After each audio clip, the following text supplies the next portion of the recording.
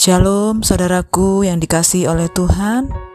Bahagia rasanya boleh berjumpa kembali bersama dengan saudara di dalam mendengarkan renungan firman Tuhan hari ini, Jumat 8 April 2022. Saudara-saudaraku, kita sungguh bersyukur kepada Tuhan karena anugerah-Nya yang begitu besar di dalam hidup kita. Kita boleh memiliki kesempatan pada hari ini untuk dapat menikmati hadirat Tuhan.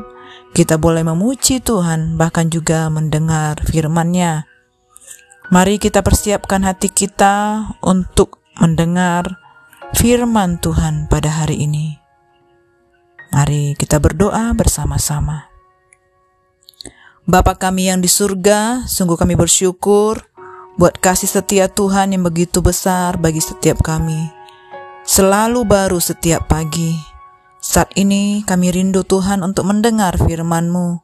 Ajar kami untuk lebih lagi semakin merendahkan hati kami. Kami memiliki hati yang lemah lembut, hati yang berpengertian dan keinginan yang kuat untuk dapat melakukan firman-Mu. Ini kami ya Bapa, urapi kami. Roh Kudus, bekerjalah di dalam kami, sehingga firman Tuhan yang kami dengar sungguh-sungguh bertumbuh di dalam hidup kami.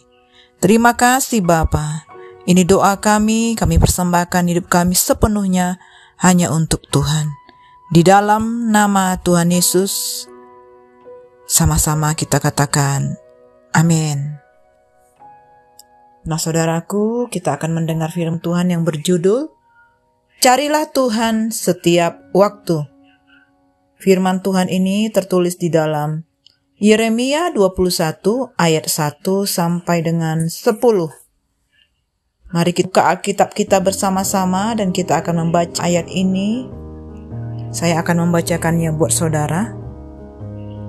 Pembuangan Raja Zedekia diberitahukan. Firman yang datang dari Tuhan kepada Yeremia.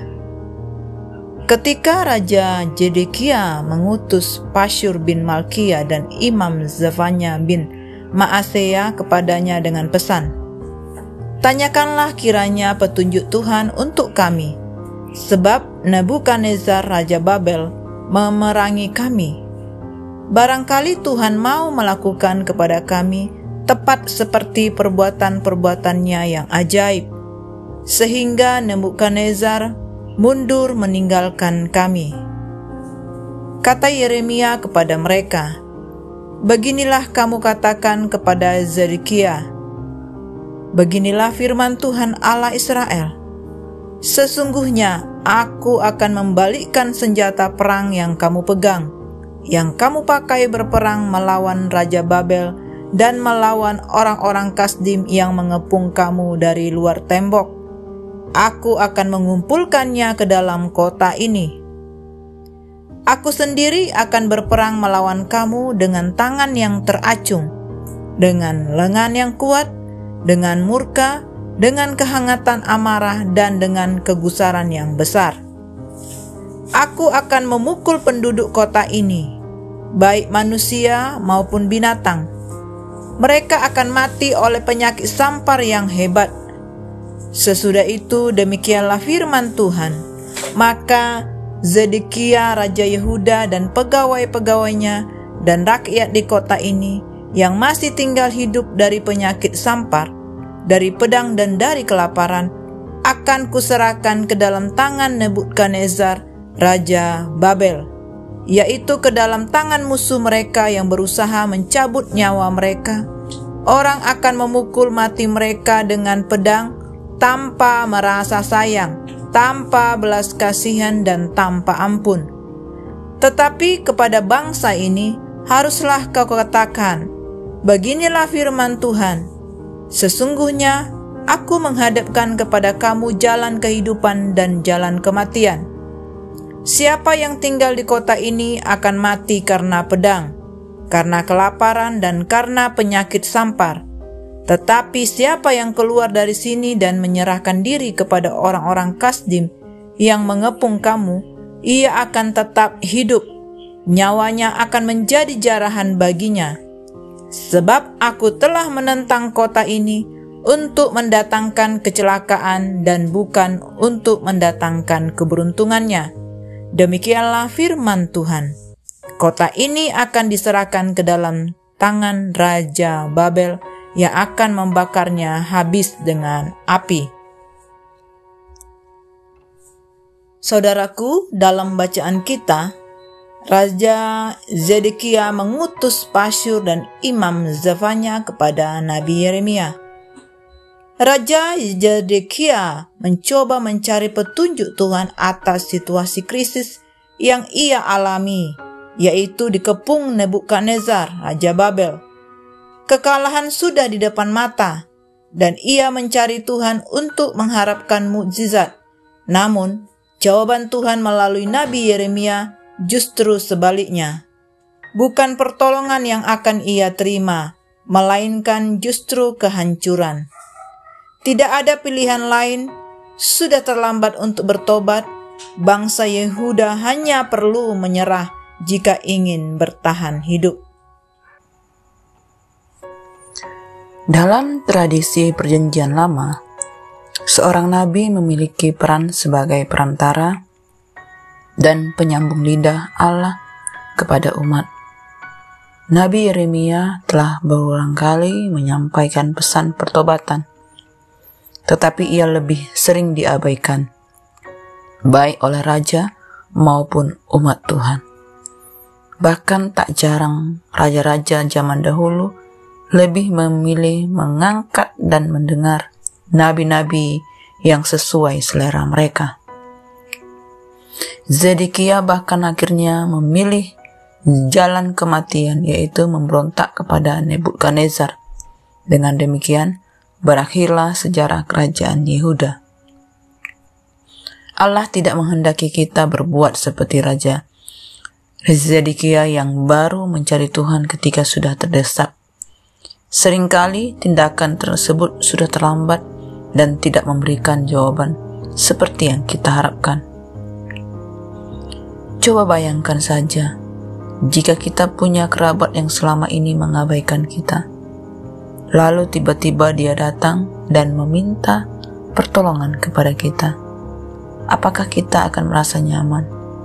Relasi seperti itu, baik kepada sesama, terlebih kepada Tuhan, bukanlah relasi yang sehat. Lalu bagaimana caranya agar kita dapat menjalin relasi yang sehat dengan Tuhan dan sesama? Caranya dengan doa saat teduh, perenungan firman Tuhan, perjumpaan dengan Tuhan atau orang lain, atau pengalaman keseharian. Mari temui Tuhan dan cari Tuhan bukan hanya pada saat krisis demi mengharapkan mukjizat. Carilah Tuhan setiap waktu.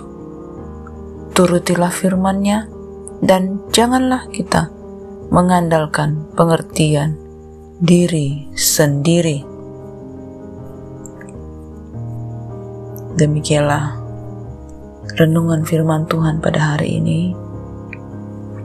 Mari saudaraku, kita sungguh-sungguh datang kepada Tuhan, mencari wajah Tuhan, mendahulukan kerajaan Allah. Kita mementingkan nilai-nilai kekekalan dan hiduplah semakin takut akan Tuhan.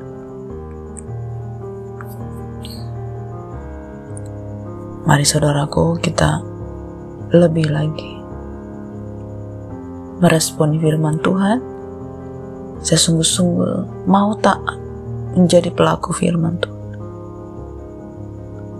Dan kita tutup di dalam doa. Bapa kami yang sungguh baik, kami bersyukur buat firman-Mu yang sudah kami dengarkan.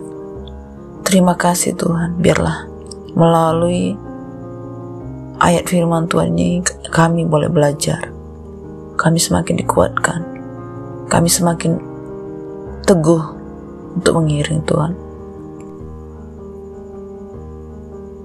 Bahkan kami rindu untuk sungguh-sungguh senantiasa berada di dalam hadirat. ini kami ya Tuhan. Kami bersyukur kepadamu karena Engkau Bapa yang baik, yang terus memberikan kami kekuatan baru, memberikan kami sukacita, bahkan membawa kami masuk di dalam kehendak-Mu ya Tuhan. Terima kasih Bapa, ini syukur kami, doa kami. Perkenankan kami di hadapan.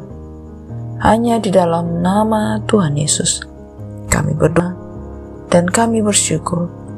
Haleluya. Amin.